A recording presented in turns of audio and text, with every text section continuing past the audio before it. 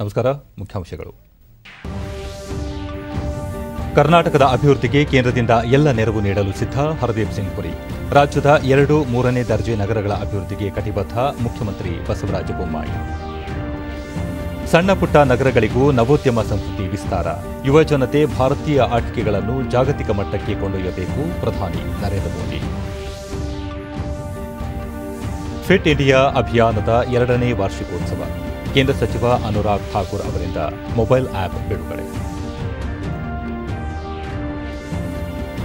ಕೇಂದ್ರ ಸಚಿವ ಡಾ ಎಲ್ ಮುರುಗನ್ ಮೈಸೂರಿಗೆ ಭೇಟಿ. ಜೆಎಸ್ಎಸ್ ಸಮುದಾಯ ಬಾನುಲಿ ಕೇಂದ್ರ ಉದ್ಘಾಟನೆ. ಮೆಟ್ರೋ 2ನೇ ಹಂತದ ಮೈಸೂರು ರಸ್ತೆ ಕೆಂಗೇರಿ ನಡುವಿನ ವಿಸ್ತರಿತ ಮಾರ್ಗವನ್ನು ಕೇಂದ್ರ ವಸತಿ ಮತ್ತು ನಗರಾಭಿವೃದ್ಧಿ ಸಚಿವ ಹರ್ದೀಪ್ ಸಿಂಗ್ ಪುರಿ ಹಾಗೂ ಮುಖ್ಯಮಂತ್ರಿ ಬಸವರಾಜ ಬೊಮ್ಮಾಯಿ ಇಂದು ಉದ್ಘಾಟಿಸಿದರು. 7.5 ಕಿಲೋಮೀಟರ್ ಉದ್ದದ ನೇರಳೆ ಮಾರ್ಗದಲ್ಲಿನ ಮೆಟ್ರೋ ರೈಲು ಸಂಚಾರಕ್ಕೆ ಅವರು ಹಸಿರು ನಿಶಾನೆ ತೋರಿದರು. ಈ ಸಂದರ್ಭದಲ್ಲಿ ಸಚಿವರಾದ ಆರ್ ಅಶೋಕ, ಎಸ್ಟಿ ಸೋಮಶೇಖರ್, ಮುನಿರತ್ನ, ಸಂಸದರಾದ ಪಿಸಿ ಮೋಹನ್, ತೇಜಸ್ವಿ ಸೂರ್ಯ ಮತ್ತಿತರರು ಉಪಸ್ಥಿತರಿದ್ದರು. ನೇರಳೆ ಮಾರ್ಗದ ಬಹು ನಿರೀಕ್ಷಿತ ವಿಸ್ತರಿತ ಮಾರ್ಗ ಇದಾಗಿದ್ದು, ಈ ಮಾರ್ಗದಲ್ಲಿ 7 ನಿಲ್ದಾಣಗಳು ಬರಲಿವೆ. ಈ ಮೆಟ್ರೋ ಸಂಚಾರದಿಂದಾಗಿ ಬೆಂಗಳೂರು ನಗರದಲ್ಲಿನ ವಾಹನ ದಟ್ಟಣೆ ಸ್ವಲ್ಪ ಮಟ್ಟಿಗೆ ನಿವಾರಣೆಯಾಗಲಿದೆ. ಜೊತೆಗೆ ಕೆಂಗೇರಿ, ರಾಜರಾಜೇಶ್ವರಿ ನಗರ ಮತ್ತು ಸುತ್ತಮುತ್ತಲಿನ ಪ್ರದೇಶಗಳ ಜನರ ಸುಗಮ ಸಂಚಾರಕ್ಕೆ ಅನುಕೂಲವಾಗಲಿದೆ. ಮೆಟ್ರೋ ರೈಲು ಸಂಚಾರಕ್ಕೆ ಪೂರಕವಾಗಿ ಬಿಎಂಟಿಸಿ ಫೀಡರ್ ಬಸ್ ಸೇವೆಯನ್ನು ಆರಂಭಿಸಿದೆ. ಬಳಿಕ ಹರ್ದೀಪ್ ಸಿಂಗ್ ಪುರಿ, ಬೆಂಗಳೂರು ನಗರವು ಪ್ರಮುಖ ಉದ್ಯೋಗಾವಕಾಶ ಸೃಷ್ಟಿಸುವ ತಾಣವಾಗಿದೆ. ಮಾಹಿತಿ, ಜೈವಿಕ ತಂತ್ರಜ್ಞಾನ ವಲಯದಲ್ಲಿ ಇದು ಬಹುದೊಡ್ಡ ಪಾತ್ರ ವಹಿಸುತ್ತಿದ್ದು, ಮಾಹಿತಿ ತಂತ್ರಜ್ಞಾನ ವಲಯದ ಒಟ್ಟು ರಫ್ತು ವಹಿವಾಟಿನಲ್ಲಿ 35% ಪಾಲು ಬೆಂಗಳೂರು ಹೊಂದಿದೆ ಎಂದರು. ನಗರಗಳಲ್ಲಿನ ಜನಸಂಖ್ಯೆ ದಿನೇ ದಿನೇ ಏರಿಕೆಯಾಗುತ್ತಿದೆ. ಹಾಗಾಗಿ ನಗರಗಳಿಗೆ ಹೆಚ್ಚಿನ ಮೂಲಸೌಕರ್ಯ ಅಭಿವೃದ್ಧಿಪಡಿಸಬೇಕಾಗಿದೆ. ವಿಶ್ವಸಂಸ್ಥೆಯ 2030ರ ಸುಸ್ಥಿರ ಅಭಿವೃದ್ಧಿ ಗುರಿಗಳನ್ನು ಸಾಧಿಸುವ ವೇಳೆಗೆ ದೇಶದಲ್ಲಿ 6 ಮಿಲಿಯನ್ ಜನರು ನಗರಗಳಲ್ಲಿಯೇ ವಾಸಿಸಲಿದ್ದಾರೆ ಎಂಬ ನಿರೀಕ್ಷೆ ಇದೆ ಎಂದರು. ಬೆಂಗಳೂರು ಮೆಟ್ರೋ ಅತ್ಯುತ್ತಮ ಸೇವೆ ಒದಗಿಸುತ್ತಿದ್ದು, 99.8% ಸಮಯ ಪಾಲನೆ ಮಾಡುತ್ತಿರುವುದು ಸಂತಸ ತಂದಿದೆ. ಈ ಮೆಟ್ರೋ ಸೇವೆಯನ್ನು ಮತ್ತಷ್ಟು ವಿಸ್ತರಿಸಲು ರಾಜ್ಯಕ್ಕೆ ಎಲ್ಲ ನೆರವು ನೀಡಲಾಗುವುದು ಎಂದು ಹೇಳಿದರು. ಕರ್ನಾಟಕದ ನಗರಗಳಿಗೆ ಮೂಲಸೌಕರ್ಯ ಹಾಗೂ ವಸತಿ ಸೌಲಭ್ಯ ಕಲ್ಪಿಸಲು ಕೇಂದ್ರ ಸರ್ಕಾರ ರಾಜ್ಯ ಸರ್ಕಾರದೊಂದಿಗೆ ಹೆಗಲಿಗೆ ಹೆಗಲು ಕೊಟ್ಟು ಶ್ರಮಿಸಲಿದೆ. ಅದಕ್ಕಾಗಿ ಕರ್ನಾಟಕಕ್ಕೆ ಎಲ್ಲ ರೀತಿಯ ನೆರವು ನೀಡಲು ಕೇಂದ್ರ ಸಿದ್ಧವಿದೆ ಎಂದು ಭರವಸೆ ನೀಡಿದರು. ಅಲ್ಲಿರುವಂತಹ ಪ್ರದೇಶಗಳು, ಅವುಗಳ ಸುಧಾರಣೆ. ಮುಖ್ಯಮಂತ್ರಿ ಬಸವರಾಜ ಬೊಮ್ಮಾಯಿ, ಬೆಂಗಳೂರು ಒಂದು ಅಂತಾರಾಷ್ಟ್ರೀಯ ನಗರವಾಗಿದ್ದು, ಮೆಟ್ರೋ ವ್ಯವಸ್ಥೆಗಳು ಅತ್ಯಗತ್ಯವಾಗಿವೆ. ಈ ವ್ಯವಸ್ಥೆಯು ಬೆಂಗಳೂರಿನ ಭವಿಷ್ಯವಾಗಬೇಕು. ಬೆಂಗಳೂರು ಅಂತಾರಾಷ್ಟ್ರೀಯ ವಿಮಾನ ನಿಲ್ದಾಣಕ್ಕೆ ಮೆಟ್ರೋ ಸಂಪರ್ಕ ಕಲ್ಪಿಸಿಕೊಡಲಿದ್ದು, 3 ಪ್ರಮುಖ ಸಂಪರ್ಕ ವ್ಯವಸ್ಥೆ ಹೊಂದಿರುವ ಮೊದಲ ಅಂತಾರಾಷ್ಟ್ರೀಯ ವಿಮಾನ ನಿಲ್ದಾಣವಾಗಲಿದೆ. ಅತಿ ಹೆಚ್ಚು ಜನದಟ್ಟಣೆ ಇರುವ 12 ರಸ್ತೆಗಳನ್ನು ಗುರುತಿಸಿದ್ದು, ಇಂಟೆಲಿಜೆನ್ಸ್ ಸಿಗ್ನಲಿಂಗ್ ವ್ಯವಸ್ಥೆ ಅಳವಡಿಸಲಾಗುವುದು ಎಂದು ಹೇಳಿದರು. ರಾಜ್ಯದ, ವಿಶೇಷವಾಗಿ ಬೆಂಗಳೂರು ನಗರದ ಅಭಿವೃದ್ಧಿಗೆ ಪ್ರಧಾನಿ ನರೇಂದ್ರ ಮೋದಿ ನೇತೃತ್ವದ ಸರ್ಕಾರ ಸಂಪೂರ್ಣ ಸಹಕಾರ ನೀಡುತ್ತಿದೆ. ನವಭಾರತ ನಿರ್ಮಿಸುವ ಪ್ರಧಾನಮಂತ್ರಿ ಅವರ ಕನಸಿಗೆ ಪೂರಕವಾಗಿ ನವ ಕರ್ನಾಟಕ ನಿರ್ಮಾಣ ಗುರಿಯನ್ನು ಸರ್ಕಾರ ಹೊಂದಿದೆ. ಅದಕ್ಕಾಗಿ ರಾಜ್ಯದ 2 ಮತ್ತು 3ನೇ ದರ್ಜೆ ನಗರಗಳಲ್ಲಿ ಮೂಲಸೌಕರ್ಯ ವೃದ್ಧಿಗೆ ಕೇಂದ್ರ ಇನ್ನೂ ಹೆಚ್ಚಿನ ಸಹಕಾರ ನೀಡಲಿದೆ ಎಂದು ವಿಶ್ವಾಸವಿದೆ ಎಂದು ಮುಖ್ಯಮಂತ್ರಿ ಹೇಳಿದರು. ಕೆಲಸವನ್ನು ಪ್ರಾರಂಭ ಮಾಡಿದ್ದೇವೆ. ಬೆಂಗಳೂರು ನಾಗರಿಕರ ಸಂಪೂರ್ಣವಾದಂತಹ ಸಹಕಾರ ನನಗೆ ಬೇಕು. ನಮ್ಮ ಈಗಾಗಲೇ ಎಲ್ಲ ಸಚಿವರು ಸಭೆಯಲ್ಲಿ ಸಂಪೂರ್ಣ ಸಹಕಾರವನ್ನು ಈಗಾಗಲೇ ಕೊಟ್ಟಿದ್ದಾರೆ. ನಮ್ಮ ಜನಪ್ರತಿನಿಧಿಗಳು, ಶಾಸಕರು, ಸಂಸತ್ ಸದಸ್ಯರು, ವಿಧಾನ ಪರಿಷತ್ ಸದಸ್ಯರು ಎಲ್ಲರೂ ಕೂಡ ಬೆಂಬಲವನ್ನು ವ್ಯಕ್ತಪಡಿಸಿದ್ದಾರೆ. ಬರುವಂಥ ದಿನಗಳಲ್ಲಿ ಬೆಂಗಳೂರು ನಿಜವಾದ ಇಂಟರ್ನ್ಯಾಷನಲ್ ಸೆಂಟರನ್ನು ಮಾಡೋದಕ್ಕೆ ನಾವು ಕಟಿಬದ್ಧಾಗಿ ಕೆಲಸವನ್ನು ಮಾಡ್ತೇವೆ ಅನ್ನುವಂಥ ಮಾತನ್ನು ಹೇಳಿ, ಪ್ರಧಾನಿ ನರೇಂದ್ರ ಮೋದಿ ಆಕಾಶವಾಣಿಯ ತಮ್ಮ ಜನಪ್ರಿಯ ಕಾರ್ಯಕ್ರಮ ಮನ್ ಕಿ ಬಾತ್ನಲ್ಲಿಂದು ದೇಶ ಬಾಂಧವರನ್ನು ಉದ್ದೇಶಿಸಿ ಮಾತನಾಡಿದರು. 80ನೇ ಆವೃತ್ತಿಯ ಮನದ ಮಾತಿನಲ್ಲಿ ಪ್ರಧಾನಿ ಹಾಕಿ ಮಾಂತ್ರಿಕ ಮೇಜರ್ ಧ್ಯಾನ್ಚಂದ್ ಜನ್ಮದಿನವನ್ನು ಸ್ಮರಿಸಿ, ದೇಶ ಅವರ ಸ್ಮರಣಾರ್ಥ ಇಂದು ರಾಷ್ಟ್ರೀಯ ಕ್ರೀಡಾ ದಿನ ಆಚರಿಸುತ್ತಿದೆ ಎಂದರು. ಧ್ಯಾನ್ಚಂದ್ ಭಾರತದ ಹಾಕಿ ಧ್ವಜವನ್ನು ವಿಶ್ವಮಟ್ಟದಲ್ಲಿ ಹಾರಿಸಿದರು. 4 ದಶಕಗಳ ನಂತರ ಈ ಬಾರಿಯ ಒಲಿಂಪಿಕ್ಸ್ನಲ್ಲಿ ಭಾರತಕ್ಕೆ ಹಾಕಿಯಲ್ಲಿ ಪದಕ ಲಭಿಸಿದೆ. ಇದು ಅವರ ಆತ್ಮಕ್ಕೆ ಸಂತಸ ನೀಡಲಿದೆ. ಕ್ರೀಡೆಯ ಬಗ್ಗೆ ಯುವ ಜನರಲ್ಲಿನ ಆಸಕ್ತಿ, ಉತ್ಸಾಹವೇ ಅವರಿಗೆ ಸಲ್ಲಿಸುವ ಅತಿದೊಡ್ಡ ಶ್ರದ್ಧಾಂಜಲಿಯಾಗಲಿದೆ ಎಂದು ಪ್ರಧಾನಿ ಹೇಳಿದರು. ಕೆಲ ದಿನಗಳ ಹಿಂದೆಯಷ್ಟೇ ಭಾರತ ತನ್ನ ಬಾಹ್ಯಾಕಾಶ ವಲಯವನ್ನು ತೆರೆದಿಟ್ಟಿದೆ. ಕಾಲೇಜು ವಿದ್ಯಾರ್ಥಿಗಳು, ವಿಶ್ವವಿದ್ಯಾಲಯಗಳು, ಖಾಸಗಿ ವಲಯದಲ್ಲಿ ದುಡಿಯುತ್ತಿರುವ ಯುವಕರು ಹುರುಪಿನಿಂದ ಮುಂದೆ ಬಂದಿದ್ದಾರೆ. ಮುಂಬರುವ ದಿನಗಳಲ್ಲಿ ಉಪಗ್ರಹಗಳ ಸಂಖ್ಯೆ ಮತ್ತಷ್ಟು ಹೆಚ್ಚಲಿವೆ ಎಂದು ಪ್ರಧಾನಿ ವಿಶ್ವಾಸ ವ್ಯಕ್ತಪಡಿಸಿದರು. ವಿಶ್ವದಲ್ಲಿ ಆಟಿಕೆಗಳಿಗೆ ಬೃಹತ್ ಮಾರುಕಟ್ಟೆ ಇದೆ. 6-7 ಲಕ್ಷ ಕೋಟಿ ರೂಪಾಯಿ ವ್ಯಾಪಾರವಾಗುತ್ತದೆ. ಅದರಲ್ಲಿ ಭಾರತದ ಪಾಲು ಬಹಳ ಕಡಿಮೆ. ನಮ್ಮ ದೇಶದ ಯುವಜನತೆ ಇದರತ್ತ ಗಮನ ಕೇಂದ್ರೀಕರಿಸಿ ಕೊಡುಗೆ ನೀಡಬಯಸುತ್ತಿದ್ದಾರೆ ಎಂದು ಪ್ರಧಾನಿ ಸಂತಸ ವ್ಯಕ್ತಪಡಿಸಿದ್ದಾರೆ. ಒಲಿಂಪಿಕ್ಸ್ ಕ್ರೀಡೆ ಮುಗಿದು ಈಗ ಪ್ಯಾರಾಲಿಂಪಿಕ್ಸ್ ನಡೆಯುತ್ತಿದೆ. ಈ ಕ್ರೀಡಾ ವಿಶ್ವದಲ್ಲಿ ದೇಶದ ಸಾಧನೆಯ ಮಟ್ಟ ಕಡಿಮೆ ಇರಬಹುದು, ಆದರೆ ಭರವಸೆ ತುಂಬುವಲ್ಲಿ ಬಹುದೊಡ್ಡ ಪಾಲಿದೆ. ಸ್ವಾತಂತ್ರ್ಯ ದಿನದಂದು ಕೆಂಪುಕೋಟೆ ವೇದಿಕೆಯಲ್ಲಿ ನಾನು ಹೇಳಿದ್ದು ನಿಮಗೆ ನೆನಪಿದೆಯೇ? ಸಬ್ಕಾ ಪ್ರಯಾಸ್, ಹೌದು, ಎಲ್ಲರ ಪ್ರಯತ್ನ. ಎಲ್ಲರ ಪ್ರಯತ್ನದಿಂದಲೇ ಭಾರತ ಕ್ರೀಡೆಯಲ್ಲಿ ಅರ್ಹ ಎತ್ತರಕ್ಕೇರಲು ಸಾಧ್ಯವಿದೆ. ಮೇಜರ್ ಧ್ಯಾನ್ ಚಂದ್ ತೋರಿದ ಹಾದಿಯಲ್ಲಿ ಮುನ್ನಡೆಯುವುದು ನಮ್ಮ ಜವಾಬ್ದಾರಿಯಾಗಿದೆ. ದೇಶದಲ್ಲಿ ಎಲ್ಲ ಜನತೆ ಒಂದೇ ಮನಸ್ಸಿನಿಂದ ಕ್ರೀಡೆಯತ್ತ ಸಾಗುವ ಕಾಲ ಬಂದಿದೆ ಎಂದು ಪ್ರಧಾನಿ ಕರೆ ನೀಡಿದ್ದಾರೆ. ओलंपिक में हॉकी का पदक मिला, 4 दशक के बाद मिला. आप कल्पना कर सकते हैं, मेजर ध्यानचंद जी के दिल पर, उनकी आत्मा पर, वो जहां होंगे वहां कितनी प्रसन्नता होती होगी. और ध्यानचंद जी का पूरा जीवन खेल को समर्पित था. और इसलिए आज जब हमें देश के नौजवानों में, हमारे बेटे बेटियों में खेल के प्रति जो आकर्षण नजर आ रहा है, माता पिता को भी बच्चे अगर खेल में आगे जा रहे हैं तो खुशी हो रही है. ये जो ललक दिख रही है ना, मैं समझता हूं यही मेजर ध्यानचंद जी को बहुत बड़ी श्रद्धांजलि है. ನಾಳೆ ಜನ್ಮಾಷ್ಟಮಿ, ಭಗವಾನ್ ಶ್ರೀಕೃಷ್ಣನ ಜನ್ಮದಿನ. ತುಂಟ ಕೃಷ್ಣನಿಂದ ಹಿಡಿದು ವಿರಾಟ ರೂಪ ತಾಳುವ ಕೃಷ್ಣನವರೆಗೆ ಭಗವಂತನ ಎಲ್ಲ ರೂಪಗಳ ಪರಿಚಯ ನಮಗಿದೆ. ಸೋಮನಾಥ ದೇವಸ್ಥಾನದಿಂದ 3-4 ಕಿಲೋಮೀಟರ್ ದೂರದಲ್ಲಿ ಬಾಲ್ಕತೀರ್ಥವಿದೆ. ಇದು ಭೂಮಿಯ ಮೇಲೆ ಶ್ರೀಕೃಷ್ಣ ಅಂತಿಮ ಕ್ಷಣಗಳನ್ನು ಕಳೆದ ಸ್ಥಳವಾಗಿದೆ. ಸೋಮನಾಥ ಟ್ರಸ್ಟ್ ಈ ಸ್ಥಳದಲ್ಲಿ ಸಾಕಷ್ಟು ಅಭಿವೃದ್ಧಿ ಕೆಲಸ ಕೈಗೊಂಡಿದೆ ಎಂದು ಹೇಳಿದ್ದಾರೆ. ಅಮೆರಿಕದಲ್ಲಿ ಜನಿಸಿ ಅಲ್ಲಿಯೇ ಬೆಳೆದು ಶ್ರೀಕೃಷ್ಣನ ವಿಭಿನ್ನ ಅವತಾರಗಳನ್ನು ಚಿತ್ರರೂಪದಲ್ಲಿ ಬಿಡಿಸಿರುವ ಜದುರಾಣಿ ದಾಸಿ, ಇಸ್ಕಾನ್ ಸಂಸ್ಥಾಪಕ ಶ್ರೀ ಪ್ರಭುಪಾದ ಸ್ವಾಮಿ 125ನೇ ಜಯಂತಿ ಅಂಗವಾಗಿ ಭಾರತಕ್ಕೆ ಆಗಮಿಸಿದ್ದು ಅವರೊಂದಿಗೆ ಪ್ರಧಾನಿ ಮೋದಿ ಸಂವಾದ ನಡೆಸಿದ್ದಾರೆ.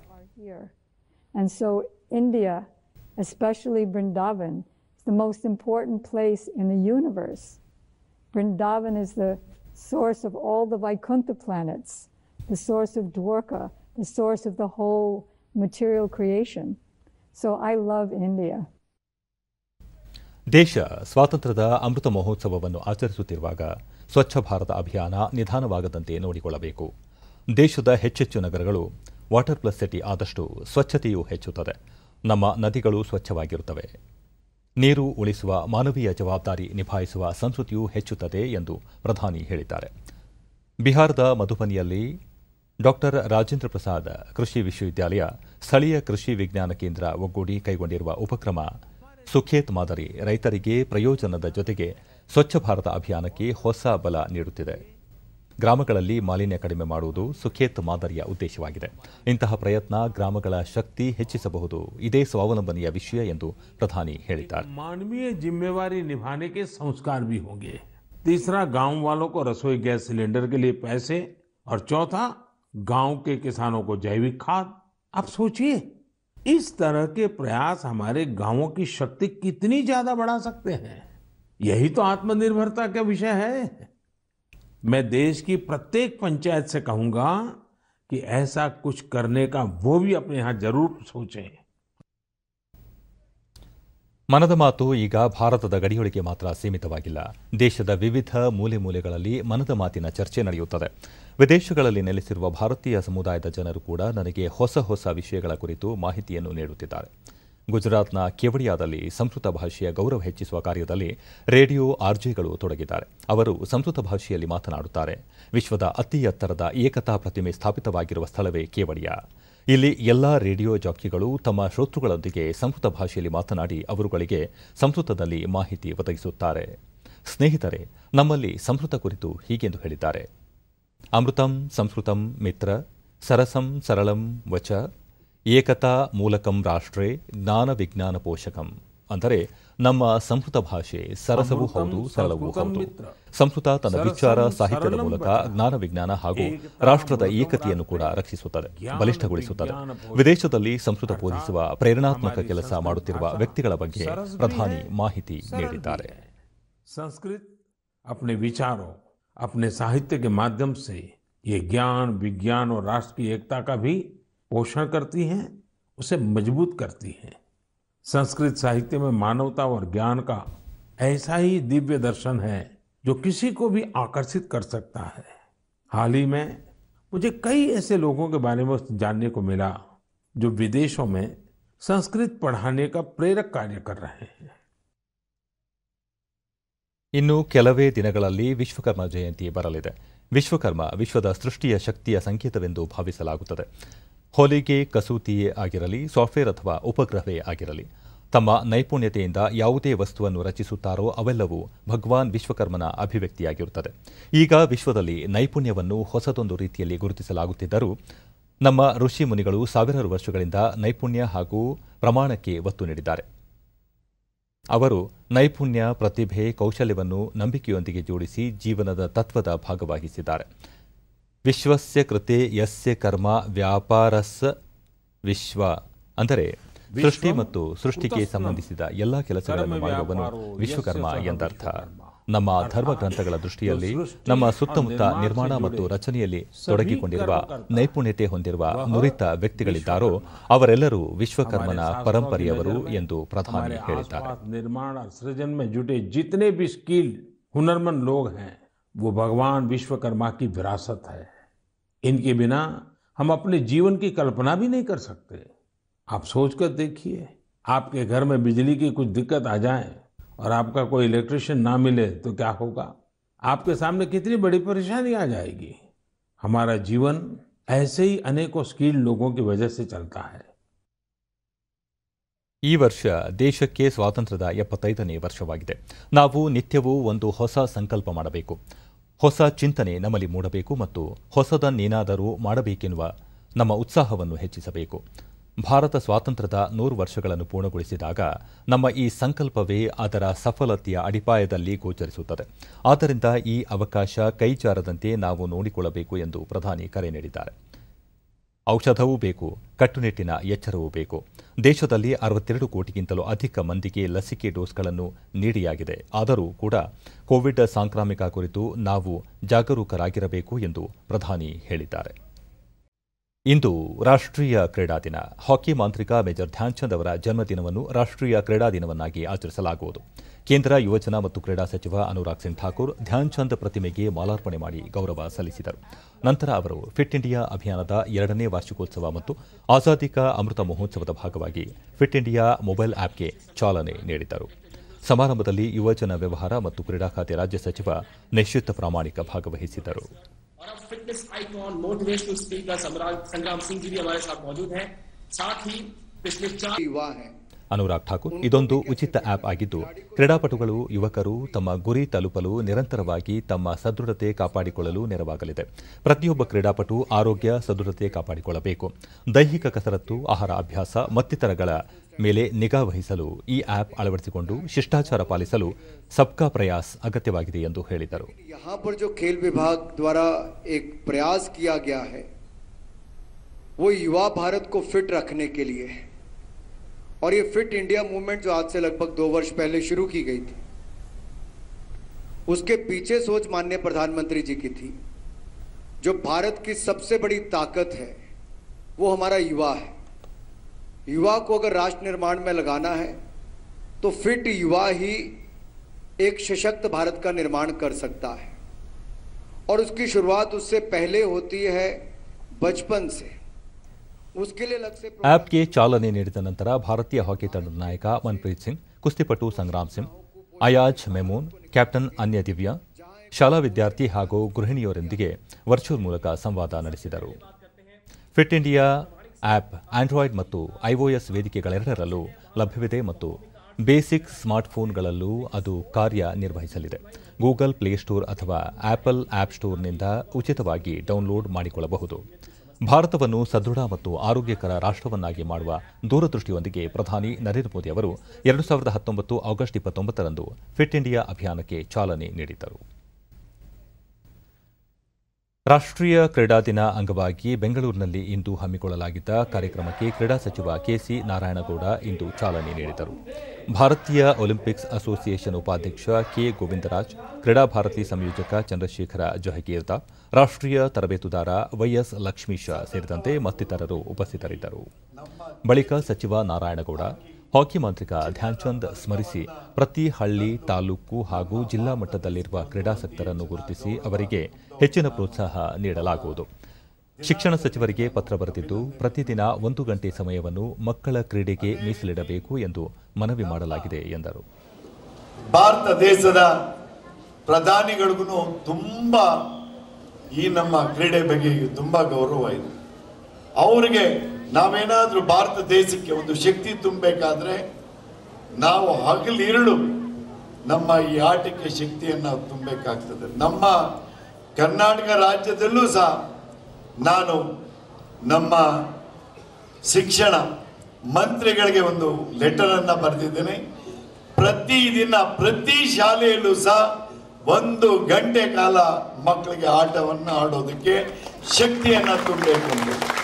ಕ್ರೀಡೆಗೆ ಜಾತಿ ಕೆ ಗೋವಿಂದರಾಜ್, ರಾಜ್ಯ ಸರ್ಕಾರ ಕ್ರೀಡೆಗೆ ಹೆಚ್ಚಿನ ಒತ್ತು ನೀಡುತ್ತಿದ್ದು ಯುವಕರು ಕ್ರೀಡಾ ಮನೋಭಾವವನ್ನು ಬೆಳೆಸಿಕೊಳ್ಳಬೇಕು ಎಂದು ತಿಳಿಸಿದರು. ಪಕ್ಷ ಇಲ್ಲ, ಜಾತಿ ಇಲ್ಲ, ಇದು ಒಂದೇ ಜಾತಿ, ಕ್ರೀಡೆ ಜಾತಿ.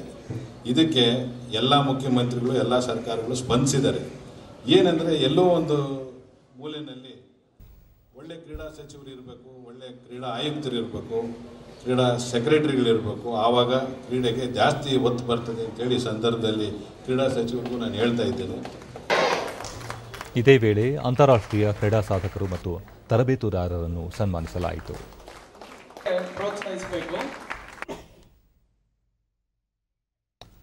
ರಾಷ್ಟ್ರೀಯ ಕ್ರೀಡಾ ದಿನದ ಅಂಗವಾಗಿ ಯುವಕರಲ್ಲಿ ಕ್ರೀಡಾ ಮೌಲ್ಯ ಹಾಗೂ ದೈಹಿಕ ಕ್ಷಮತೆ ಬಗ್ಗೆ ಅರಿವು ಮೂಡಿಸಲು ಸರ್ಕಾರೇತರ ಸಂಘಟನೆ ಮಾರ್ವಾಡಿ ಯುವ ಮೋರ್ಚಾ ವತಿಯಿಂದ ಬೆಂಗಳೂರಿನಲ್ಲಿ ಸೈಕಲ್ ಜಾಥಾ ಹಮ್ಮಿಕೊಳ್ಳಲಾಗಿತ್ತು.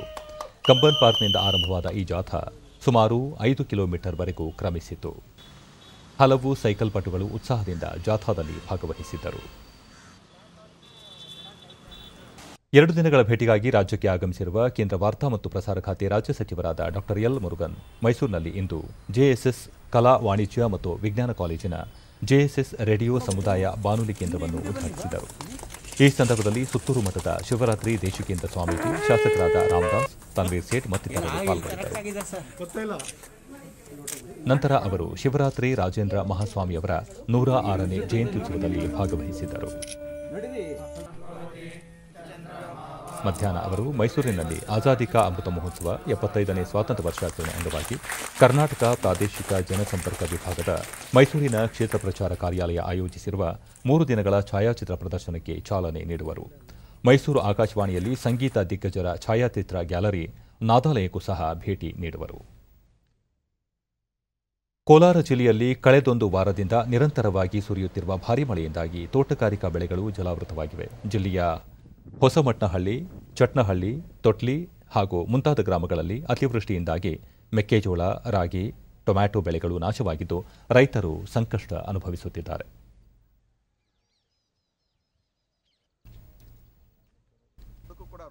ಡಿಡಿ ನ್ಯೂಸ್ನೊಂದಿಗೆ ರೈತ ಸತೀಶ್ ರೆಡ್ಡಿ, ಹಬ್ಬಗಳು ಸಮೀಪಿಸುತ್ತಿರುವುದರಿಂದ ಚೆಂಡು, ಮಲ್ಲಿಗೆ ಹೂವಿಗೆ ಬೇಡಿಕೆ ನಿರೀಕ್ಷೆ ಮಾಡಲಾಗಿತ್ತು. ಆದರೆ ಮಳೆಯಿಂದ ಚೆಂಡು ಹೂ ಸಂಪೂರ್ಣವಾಗಿ ಜಲಾವೃತವಾಗಿದೆ ಎಂದರು. ಅದು ಕೂಡ ಇವತ್ತು ಮಳೆಯಿಂದ ಎಲ್ಲ ನೀರು ನಿಂತು ಎಲ್ಲ ಕೊಳೆತು ನಾಶ ಆಗುವಂಥ ಪರಿಸ್ಥಿತಿ ನಿರ್ಮಾಣ ಆಗಿದೆ. ಆಮೇಲೆ ರಾಗಿ ಬೆಳೆ ತುಂಬ ನಿರೀಕ್ಷೆ ಇಟ್ಕೊಂಡಿದ್ವಿ. ಡ್ರೈ ಲ್ಯಾಂಡ್ ಆಗಿರೋದ್ರಿಂದ ರಾಗಿ ಬೆಳೆ ಕೂಡ ಇಲ್ಲಿ ಹೆಚ್ಚಾಗಿ ಬೆಳೀತಾ ಇದ್ವಿ. ಈಗ ಮಳೆ ಬಿದ್ದಿದ್ದರಿಂದ ಅದು ಕೂಡ ಕೊಳೆತು ನೀರು ನಿಂತಿರೋದ್ರಿಂದ ಎಲ್ಲ ನಾಶ ಆಗಿದೆ. ಎಲ್ಲರೂ ಕೂಡ ಮತ್ತೋರ್ವ ರೈತ ನಾರಾಯಣಸ್ವಾಮಿ, ಅತಿವೃಷ್ಟಿಯಿಂದಾಗಿ ಸಾವಿರಾರು ಎಕರೆಯ ರಾಗಿ ಬೆಳೆ ನಾಶವಾಗಿದ್ದು ಇದಕ್ಕೆ ಸರ್ಕಾರ ಸೂಕ್ತ ಪರಿಹಾರ ನೀಡಬೇಕು ಎಂದು ಮನವಿ ಮಾಡಿಕೊಂಡರು. ಯಾಕಂದ್ರೆ ಎಲ್ಲ ಕೊಳೆದೋಗಿದೆ. ಈ ನೀರಲ್ಲಿ ಹೆಂಗ್ ಸರ್ ಬೆಳೆಯೋಕ್ಕಾಗುತ್ತೆ? ಹಾಗಾಗಿ ಸರ್ಕಾರ ಮೇಲ್ನೋಟಕ್ಕೆ ಭರವಸೆ ಕೊಟ್ಟು ಕೈ ತೊಳ್ಕೋಬಾರ್ದು. ಈ ಭಾಗದಲ್ಲಿರ್ತಕ್ಕಂಥ ಅಧಿಕಾರಿಗಳನ್ನ ಈ ಭಾಗಕ್ಕೆ ಕಳಿಸಿ ಇದನ್ನೆಲ್ಲ ಕೂಡ ಎಲ್ಲ ರೈತರದ್ದು ಕೂಡ ಕರೆಕ್ಟಾಗಿ ಸರ್ವೆ ಮಾಡಿಸಿ ಅವ್ರಿಗೆ ಒಳ್ಳೆ ಸೂಕ್ತವಾದಂಥ ಒಂದು ಪರಿಹಾರವನ್ನು ಕೊಡಬೇಕು. ಹುಬ್ಬಳ್ಳಿಯ ಬ್ಯಾಹಟ್ಟಿ ಗ್ರಾಮದಲ್ಲಿ ಹೆಚ್ಚುವರಿ ಹೆಸರು ಖರೀದಿ ಕೇಂದ್ರಕ್ಕೆ ಮಾಜಿ ಮುಖ್ಯಮಂತ್ರಿ ಜಗದೀಶ್ ಶೆಟ್ಟರ್ ನಿನ್ನೆ ಚಾಲನೆ ನೀಡಿದರು. ಇದೇ ಸಂದರ್ಭದಲ್ಲಿ ಕೈಮಗ್ಗ, ಜವಳಿ, ಸಕ್ಕರೆ ಸಚಿವ ಶಂಕರ ಪಾಟೀಲ ಮುನೇನಕೊಪ್ಪ ಮತ್ತಿತರರು ಉಪಸ್ಥಿತರಿದ್ದರು.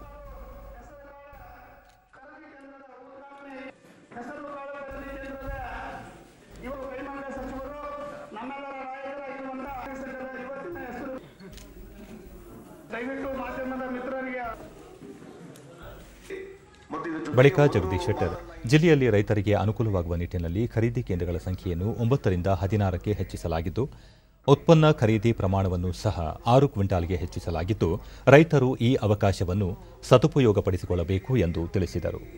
ಅವರ ಏನು ಉತ್ಪನ್ನ ಮಾಡಿದ್ದಾರೆ ಆ ಉತ್ಪನ್ನದ ಇವತ್ತು ಎಲ್ಲ ಕೃಷಿ ಉತ್ಪನ್ನಗಳನ್ನು ನೇರವಾಗಿ ಮಾರ್ಕೆಟ್ನಲ್ಲಿ ಯಾರಿಗೆ ಒಳ್ಳೆ ರೇಟ್ ಸಿಗ್ತದೆ ಅವ್ರಿಗೆ ಖರೀದಿಕೊಳ್ಳಿಕ್ಕೆ ಒಂದು ಅವಕಾಶ ಇರುವಂಥ APMC ಕಾನೂನನ್ನು ಬದಲಾವಣೆ ಮಾಡಿದ್ರು.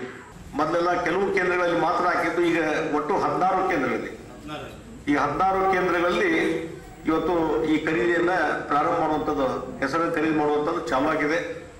ಇವತ್ತು ಸಾಂಕೇತಿಕವಾಗಿ ಬೆಹಟ್ಟಿ ಗ್ರಾಮದಲ್ಲಿ ಇದನ್ನ ಚಾಲನೆ ನಾವು ಕೊಟ್ಟಿದ್ದೇವೆ. ಮತ್ತು ಕಳೆದ ಹಿಂದಿನ ಸಲ ಈ MSP 7,196 ಇತ್ತು, 7,196 ಇತ್ತು ಕಳೆದ ಬಾರಿ. ಈ ಸಲ 7,775 ಇವತ್ತು ಖರೀದಿಗೆ ಇವತ್ತು ಕೇಂದ್ರ ಸರ್ಕಾರ, ರಾಜ್ಯ ಸರ್ಕಾರ ಕೈ ಜೋಡಿಸಿದ್ದೇವೆ.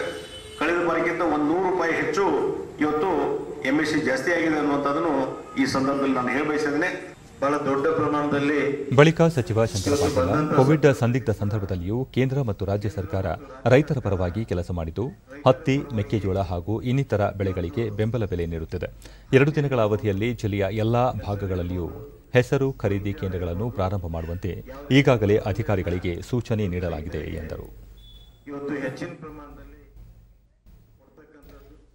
ಕೊನೆಯಲ್ಲಿ ಮತ್ತೊಮ್ಮೆ ಮುಖ್ಯಾಂಶಗಳು. ಕರ್ನಾಟಕದ ಅಭಿವೃದ್ಧಿಗೆ ಕೇಂದ್ರದಿಂದ ಎಲ್ಲ ನೆರವು ನೀಡಲು ಸಿದ್ಧ, ಹರ್ದೀಪ್ ಸಿಂಗ್ ಪುರಿ. ರಾಜ್ಯದ 2, 3ನೇ ದರ್ಜೆ ನಗರಗಳ ಅಭಿವೃದ್ಧಿಗೆ ಕಟಿಬದ್ಧ, ಮುಖ್ಯಮಂತ್ರಿ ಬಸವರಾಜ ಬೊಮ್ಮಾಯಿ. ಸಣ್ಣ ಪುಟ್ಟ ನಗರಗಳಿಗೂ ನವೋದ್ಯಮ ಸಂಸ್ಕೃತಿ ವಿಸ್ತಾರ, ಯುವಜನತೆ ಭಾರತೀಯ ಆಟಿಕೆಗಳನ್ನು ಜಾಗತಿಕ ಮಟ್ಟಕ್ಕೆ ಕೊಂಡೊಯ್ಯಬೇಕು, ಪ್ರಧಾನಿ ನರೇಂದ್ರ ಮೋದಿ. ಫಿಟ್ ಇಂಡಿಯಾ ಅಭಿಯಾನದ 2ನೇ ವಾರ್ಷಿಕೋತ್ಸವ, ಕೇಂದ್ರ ಸಚಿವ ಅನುರಾಗ್ ಠಾಕೂರ್ ಅವರಿಂದ ಮೊಬೈಲ್ ಆಪ್ ಬಿಡುಗಡೆ.